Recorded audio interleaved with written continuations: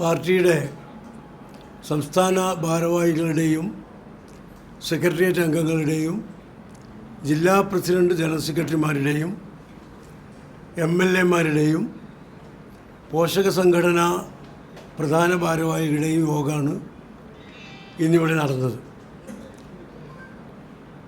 നിലമ്പൂർ ഉപതെരഞ്ഞെടുപ്പിൻ്റെ പശ്ചാത്തലത്തിൽ രാഷ്ട്രീയ കാര്യങ്ങൾ ചർച്ച ചെയ്യാനും ആസന്നമായ തദ്ദേശ സ്വയംഭരണ സ്ഥാപനങ്ങളിലേക്കുള്ള തെരഞ്ഞെടുപ്പിനും തുടർന്ന് വരുന്ന നിയമസഭാ തെരഞ്ഞെടുപ്പിനും സജ്ജമാകാനുള്ള കാര്യങ്ങൾ തീരുമാനിക്കാനാണ് ഇന്ന് യോഗം നടന്നത്. അതനുസരിച്ച് പഞ്ചായത്ത് തെരഞ്ഞെടുപ്പിൽ വിവിധ ജില്ലകളിൽ പ്രവർത്തനങ്ങൾക്ക് നേതൃത്വം നൽകാൻ ജില്ലാ നിരീക്ഷകന്മാരെ തീരുമാനിച്ചു. 6-ാം തീയതി പബ്ലിഷ് ചെയ്യുന്ന പുതിയ വോട്ടർ പട്ടിക പരിശോധിക്കാനും പുതിയ വോട്ടർമാരെ ചേർക്കാനുമൊക്കെയുള്ള പ്രക്രിയക്ക് നേതൃത്വം നൽകാൻ താഴെത്തട്ടിൽ കമ്മിറ്റികൾ വിളിച്ചു ചേർക്കാൻ തീരുമാനിച്ചു. വാർഡ് വിഭജനം പ്രാവർത്തികമായ സ്ഥിതിക്ക് പുതിയ വാർഡ് അടിസ്ഥാനത്തിൽ പാർട്ടി കമ്മിറ്റികൾ പുനഃക്രമീകരിക്കാനും തീരുമാനിച്ചു. ഒന്ന് പ്രധാനമായി ചർച്ച പഞ്ചായത്ത് തിരഞ്ഞെടുപ്പിന് സജ്ജമാകുന്നതിനെക്കുറിച്ച് തന്നെയായിരുന്നു. അതോടൊപ്പം രാഷ്ട്രീയ കാര്യങ്ങളും ചർച്ച ചെയ്തു. പ്രധാനപ്പെട്ടത് നമ്മുടെ രാജ്ഭവൻ ഗവർണറുടെ ആസ്ഥാനം ഒരു സംഘീയ ആസ്ഥാനമാക്കുന്നതിനുള്ള ശക്തമായ പ്രതിഷേധം, സംസ്ഥാനത്തെ നിലവിലുള്ള മതേതര ജനാധിപത്യ സംവിധാനത്തിന് കളങ്കം വരുത്തുന്ന പ്രവണതയുമാണെന്ന് യോഗം വിലയിരുത്തി.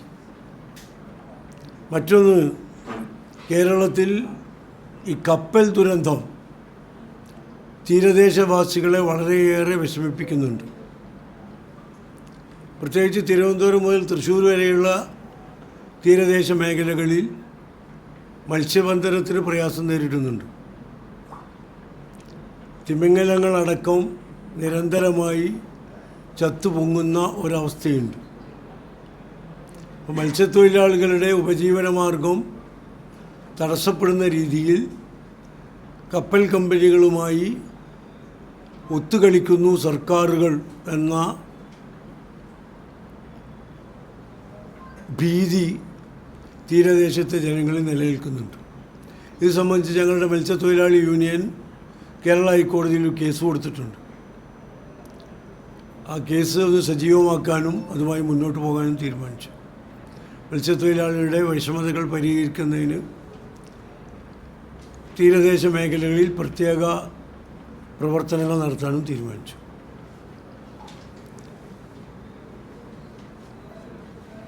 ഇതൊക്കെയാണ് ഇന്നത്തെ യോഗത്തിൻ്റെ പ്രധാനപ്പെട്ട നിലപാടുകൾ. അതോടൊപ്പം നിലമ്പൂർ ഉപതെരഞ്ഞെടുപ്പിൽ പാർട്ടി വളരെ ശക്തമായി പ്രവർത്തിച്ചു എന്നും ഉത്തരവാദിത്തം ഏൽപ്പിക്കപ്പെട്ട എല്ലാ MLA-മാരും പാർട്ടി ഭാരവാഹികളും പൂർണ്ണമായും അവരുടെ ഉത്തരവാദിത്തം നിർവഹിച്ചു, ആത്മാർത്ഥമായി നിർവഹിച്ചു എന്നും അതിന് ഫലമുണ്ടായി എന്നും യോഗം വിലയിരുത്തി. കേരളം എങ്ങനെ ചിന്തിക്കുന്നു എന്നതിൻ്റെ ചൂണ്ടുപലകയാണ് നിലമ്പൂർ ഉപതെരഞ്ഞെടുപ്പ് ഫലം എന്നും പാർട്ടി വിലയിരുത്തിയിട്ടുണ്ട്.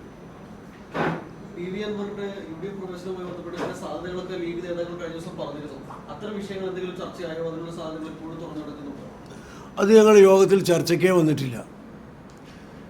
ഇവിടെ തദ്ദേശ സ്വയംഭരണ സ്ഥാപനങ്ങളുടെ തെരഞ്ഞെടുപ്പാണ് ഞങ്ങൾ ചർച്ച ചെയ്തത്. നിലമ്പൂർ ഉപതെരഞ്ഞെടുപ്പിൽ അൻവർ ഒരു ചർച്ചാ വിഷയമായിരുന്നു. ഇനിയിപ്പോൾ അദ്ദേഹത്തിൻ്റെ മുന്നണി പ്രവേശനമോ പാർട്ടിയുമായി സഹകരിക്കുന്നതിനെക്കുറിച്ചൊന്നും ചർച്ച ചെയ്യേണ്ടുന്ന സമയത്ത് UDF-ൽ ചർച്ച വരികയാണെങ്കിൽ പാർട്ടിയുടെ അഭിപ്രായം രേഖപ്പെടുത്താമെന്നതല്ലാതെ അത് സംബന്ധിച്ച പ്രത്യേക ചർച്ച ഈ യോഗത്തിലുണ്ടായിട്ടില്ല. അല്ല, ഇപ്പം തെരഞ്ഞെടുപ്പ് കഴിഞ്ഞല്ലോ, ഇപ്പം എന്ത് ഫാക്ടറാണ് ഉള്ളത്?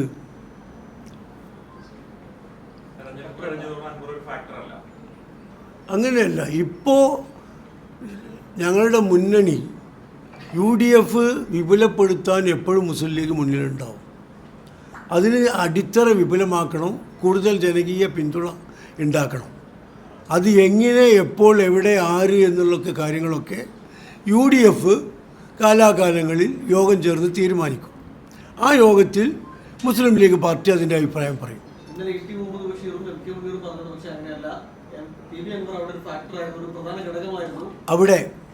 അവിടെ അത്രയേ ഉള്ളൂ, അതിനപ്പുറം പറഞ്ഞിട്ടില്ല.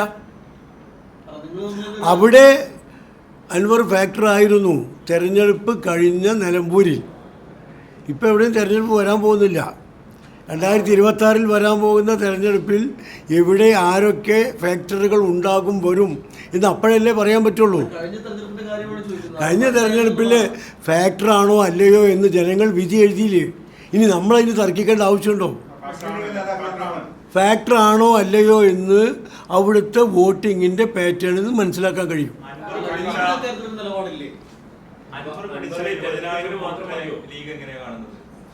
അൻവറിന് കിട്ടിയതാണെന്ന് കാണുന്നു. ഇപ്പം ചില സ്വതന്ത്രന്മാർ ഒറ്റയ്ക്ക് നിന്ന് മത്സരിച്ച് ജയിച്ചിട്ടില്ലേ കേരളത്തിൽ?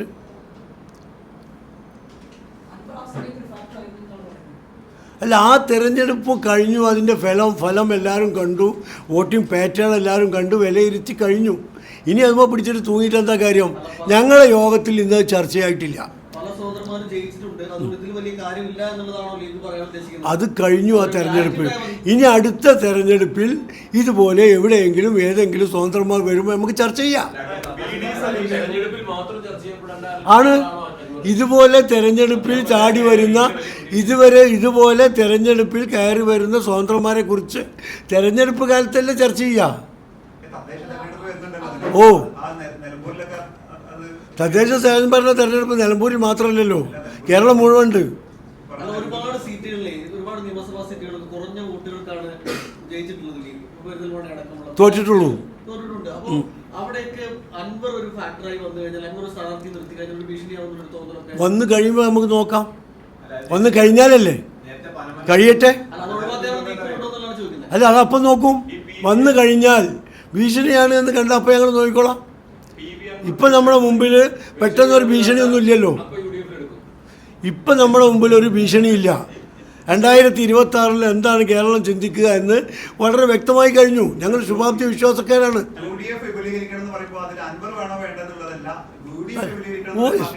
ജനാധിപത്യ മതേതര വിശ്വാസികളെ ഒപ്പം കൂട്ടി UDF ചിന്താഗതിക്കൊപ്പം നിൽക്കുന്ന മനുഷ്യരെ, ഈ പാർട്ടികളെ, ഗ്രൂപ്പുകളെ ഒരുമിച്ച് ചേർത്ത് UDF വിപുലീകരിക്കണം.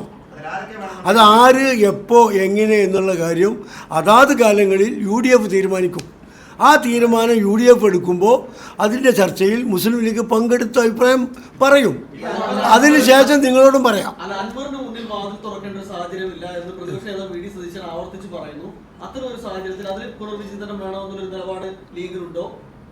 ഞാൻ പറഞ്ഞല്ലോ, ഈ കാര്യത്തെക്കുറിച്ച് ഞങ്ങൾ ചർച്ച ചെയ്തിട്ടില്ല.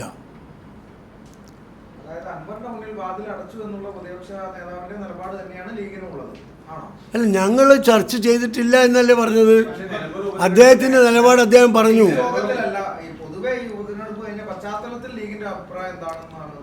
അല്ല, ലീഗ് നേരത്തെയും ലീഗിന്റെ അഭിപ്രായം UDF പറഞ്ഞിട്ടുണ്ട്. UDF മൊത്തത്തിലെടുക്കുന്ന തീരുമാനം ലീഗിൻ്റെത് കൂടി ആയിരിക്കും.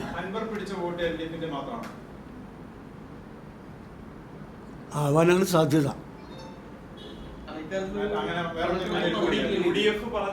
അൻവർ 10-15 കൊല്ലമായിട്ട് LDF അല്ലായിരുന്നോ? അപ്പോൾ അദ്ദേഹത്തിന്റെ കൂടെ നിന്നായിരുന്നു. അതിപ്പോ നിങ്ങളെ വിലയിരുത്തൽ എങ്ങനെയാണ്? നിങ്ങളുടെ മാധ്യമ പ്രവർത്തകരുടെ വിലയിരുത്തൽ എങ്ങനെയാണ് എന്ന് പറയാം. അല്ല, ആ തെരഞ്ഞെടുപ്പ് കഴിഞ്ഞു. ഇനി എന്തിനാ പശുവും ചത്തും പിന്നെ ഇതും പോയി മോരിലെ പുളിയും പോയി, പിന്നെ എന്തിനാ ഇത് നിൽക്കുന്നത്?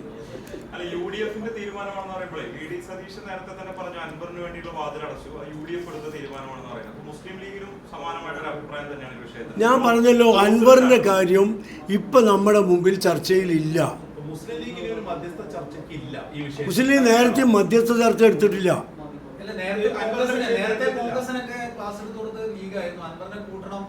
ഞങ്ങളോ? നിങ്ങൾ കണ്ടിരുന്നോ ക്ലാസ്? നിങ്ങൾ ആ ക്ലാസ് പങ്കെടുത്തിരുന്നോ?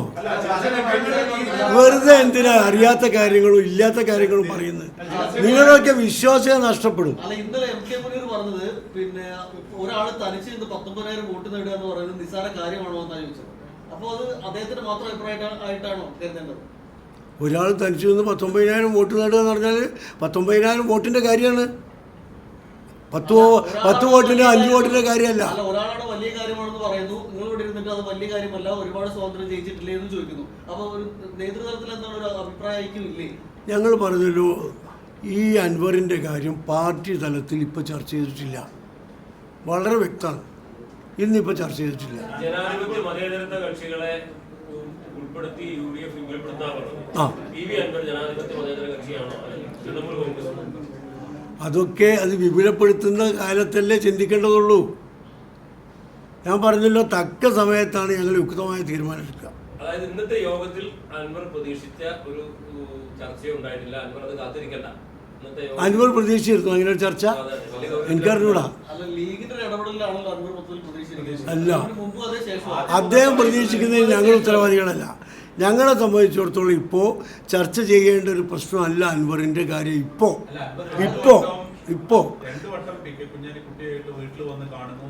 കണ്ടിട്ടുണ്ടോ? അതിനെന്താ സംശയം?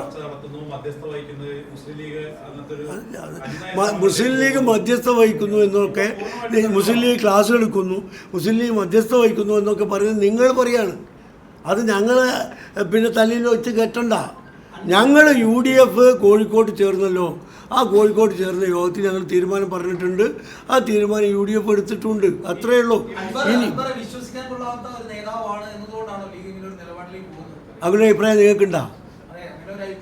വിശ്വസിക്കാൻ കൊള്ളാത്ത നേതാവാണ് എന്നത് ഞാൻ പറയട്ടെ, നിങ്ങൾ ചോദിച്ചതെന്താ, അൻവർ വിശ്വസിക്കാൻ കൊള്ളാത്തൊരു നേതാവാണ് എന്നതുകൊണ്ടാണോ ലീഗിന് അങ്ങനെ അഭിപ്രായം?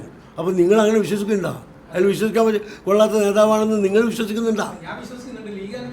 നിങ്ങൾ വിശ്വസിക്കുന്നുകൊണ്ടാണല്ലോ നിങ്ങൾ ആ ചോദ്യം ചോദിക്കുന്നത്.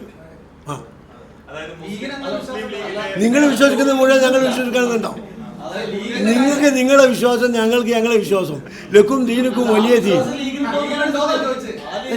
നിങ്ങളുടെ വിശ്വാസത്തിനനുസരിച്ച് ഞങ്ങളെന്തിനാണ് വിശ്വസിക്കുന്നത്? ഞാൻ പറഞ്ഞല്ലോ, അൻവർ അല്ല ഇവിടെ ചർച്ച.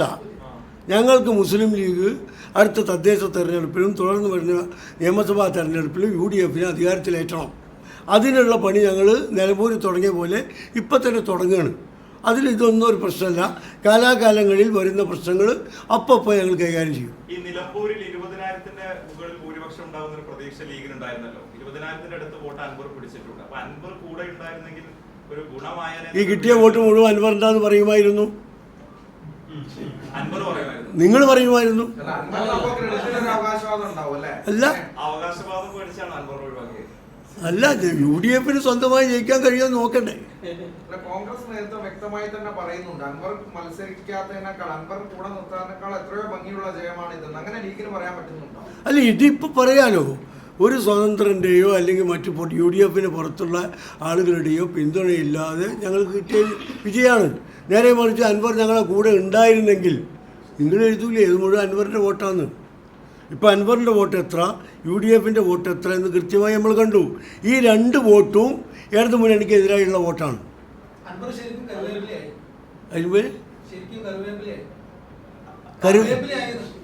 അല്ല, ആരാ അദ്ദേഹത്തെ? ഞങ്ങൾ അദ്ദേഹത്തെ ഉപയോഗിച്ചിട്ടില്ലല്ലോ. അദ്ദേഹത്തെ ഉപയോഗിച്ച് നിങ്ങളാണ് രാവിലെ മുതൽ അദ്ദേഹം മുതൽ തുടങ്ങിയത്.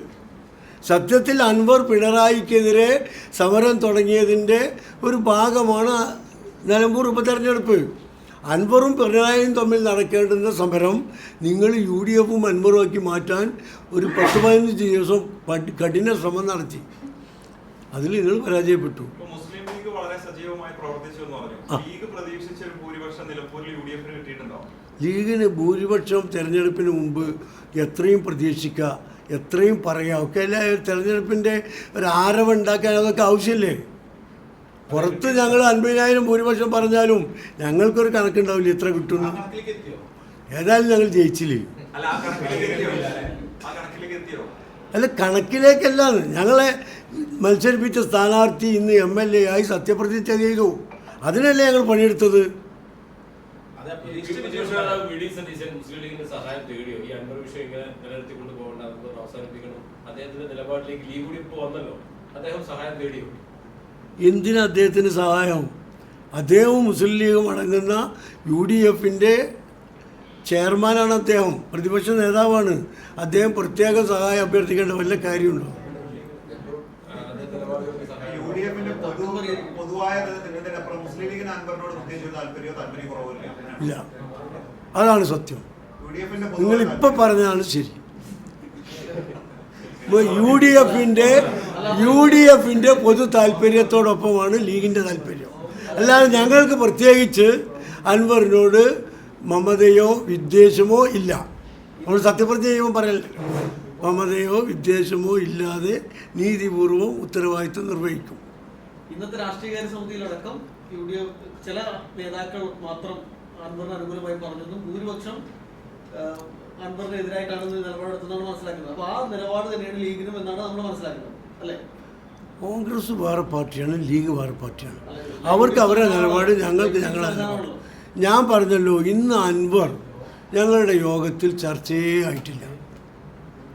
പക്ഷേ ലീഗ് ഇപ്പോൾ തദ്ദേശ തെരഞ്ഞെടുപ്പിനൊക്കെ തയ്യാറെടുക്കാൻ പോവുകയാണല്ലോ. അപ്പോൾ അടുത്ത തദ്ദേശ തെരഞ്ഞെടുപ്പിൽ അൻവർ ഒരു വിഷയമാവില്ല. അങ്ങനെ ഒരു അത് ഞങ്ങൾ നോമിനേഷൻ കൊടുക്കുന്ന സമയത്ത് ആലോചിച്ചോളാം. UDFന്റെ പൊതു താല്പര്യത്തോടൊപ്പമാണ് മുസ്ലിം ലീഗ് എന്ന് പറഞ്ഞല്ലോ അൻവറിന്റെ വിഷയത്തിൽ. അപ്പൊ ഈ UDFന്റെ പൊതു താല്പര്യത്തോടൊപ്പം അല്ലേ മുസ്ലിം ലീഗ് നേതാക്കളായിട്ട് ടി മുഹമ്മദ് ബഷീറും MK മുനീറും? ആണ്. അവര് വിരുദ്ധമായിട്ടൊന്നും അവർ പറഞ്ഞിട്ടില്ല. അവർ പുതിയ ആളുകളെ കൂട്ടൽ നല്ലതാണെന്ന് പറഞ്ഞു. അത് ഞാനും പറഞ്ഞല്ലോ. അത് ആരെ കൂട്ടണോ, എപ്പോൾ കൂട്ടണോ, എങ്ങനെ കൂട്ടണോ എന്നൊക്കെ UDF തീരുമാനിക്കേണ്ടത്. അവിടെ 20,000 വോട്ട് കിട്ടി എന്ന് പറഞ്ഞു. അത് ശരിയല്ലേ? നിങ്ങൾക്കും അറിയുന്നതല്ലേ? പ്രധാനമൊന്നും പറഞ്ഞിട്ടില്ല. പ്രധാനമൊന്നും അവിടെ ഒരു ഫാക്ടറായിരുന്നു. അവിടെ SDPI ഫാക്ടർ, അവിടെ SDPI ഫാക്ടറായിരുന്നു, ഈ പിന്നെ BJP ഫാക്ടറായിരുന്നു. എല്ലാം മത്സരിച്ചവരും ഫാക്ടറാണ്.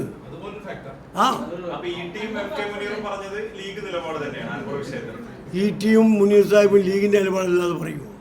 വേറെ ഏതെങ്കിലും പാർട്ടിയുടെ നിലപാട് അവർ പറയുമോ? ആര് ആരാ പറഞ്ഞ അൻവറുമായി ഞങ്ങൾ ചർച്ച നടത്തിയെന്ന്?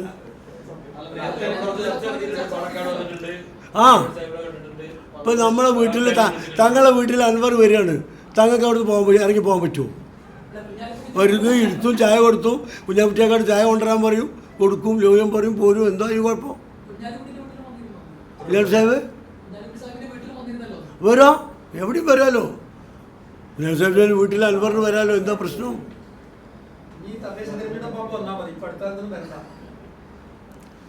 പിന്നെന്തിനാ നിങ്ങൾ ഇപ്പം തന്നെ ചോദിക്കണം? അപ്പം ചോദിച്ചാൽ പോരെ.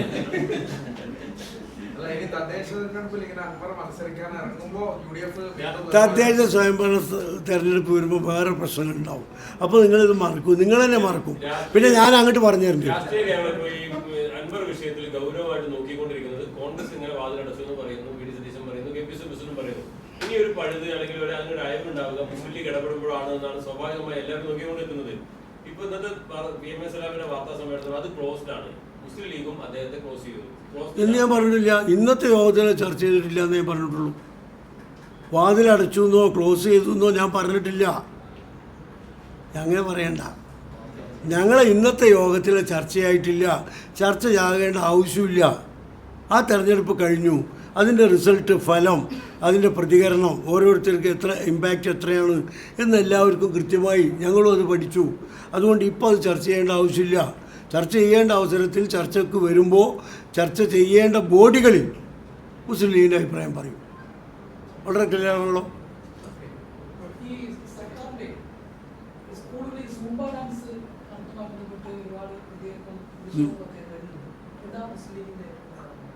അല്ല, അതൊക്കെ എന്ന് പറഞ്ഞാൽ ആ ഡാൻസിൻ്റെ സ്വഭാവവും രൂപമൊക്കെ എന്താണെന്ന് അറിഞ്ഞിട്ടേ പറയാൻ പറ്റുള്ളൂ.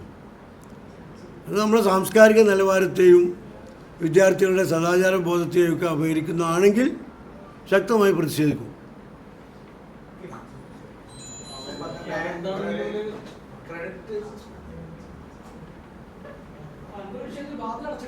പിന്നെ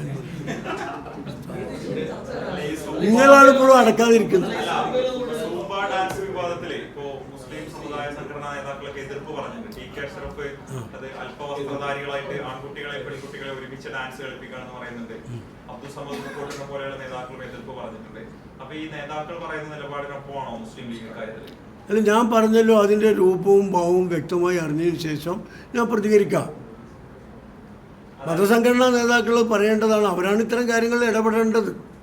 മതവിശ്വാസത്തെയും സാംസ്കാരിക കാര്യങ്ങളെയൊക്കെ അപഹസിക്കുന്നതാണെങ്കിൽ സ്വാഭാവികമായും മതസംഘടനകൾ ഇടപെടണം. ലീഗിലൊരു നിലപാടെടുത്തിട്ടില്ല. ഞങ്ങൾ പഠിച്ചുകൊണ്ടിരിക്കുകയാണ് അതിൻ്റെ സ്വഭാവം.